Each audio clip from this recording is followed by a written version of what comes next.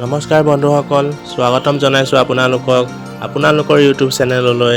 আজি আমি আলোচনা কৰিম বতাহৰ বিষয়ে।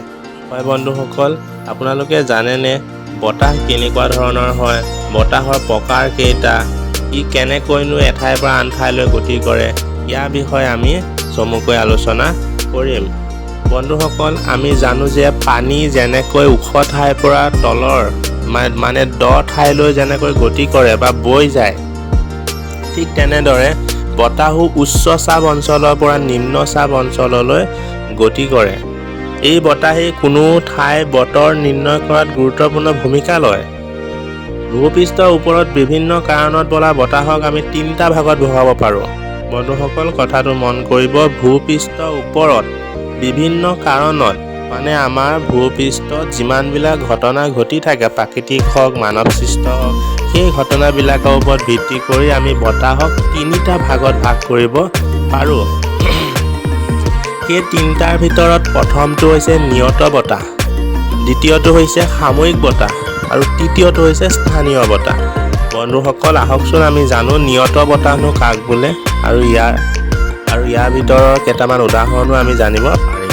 নিয়ত বতাহ পৃথিৱীৰ উপৰিভাগৰ স্থায়ী উচ্চ চাপ অঞ্চলৰ পৰা নিম্ন চাপ অঞ্চললৈ নিয়মিতভাৱে যি বতাহ বলে তাকে নিয়ত বতাহ বুলি কোৱা হয়। নিয়ত বতাহ বুলিলে আমি সাধাৰণতে বাণিজ্য বতাহ, পশ্চিমা বতাহ আৰু মেৰু বতাহ বুলিয়ে বুজোঁ। 2 নম্বৰটো হৈছে সাময়িক বতাহ।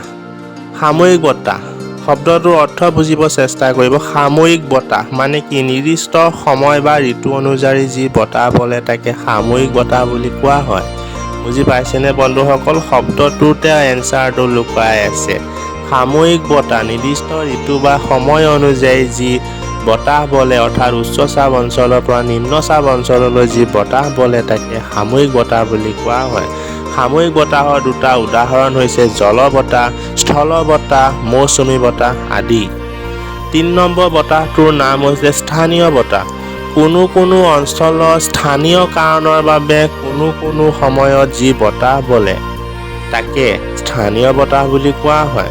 মানে কোনো এটা অঞ্চলত বিভিন্ন কাৰণত স্থায়ীভাৱে যি বতাহ বলে, মানে স্থানীয় কাৰণত, কোনো এটা অঞ্চলত স্থানীয় কাৰণত যি বতাহ বলে তাকে স্থানীয় বতাহ বুলি কোৱা হয়।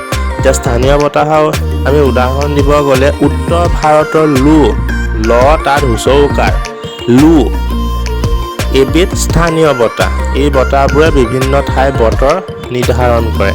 গতিকে বন্ধুসকল, আপোনালোকে বুজি পালেনে যে বতাহ বুলি যে আমি কওঁ, ইমান সাধাৰণ এটা শব্দ, বতাহৰ কেইটা প্ৰকাৰ আছে আৰু সেই প্ৰকাৰকেইটাৰ ভিতৰত কি বতাহ অন্তৰ্গত হৈ পৰে সেই বিষয়ে আজি আমি জানিবলৈ সক্ষম হ'লোঁ।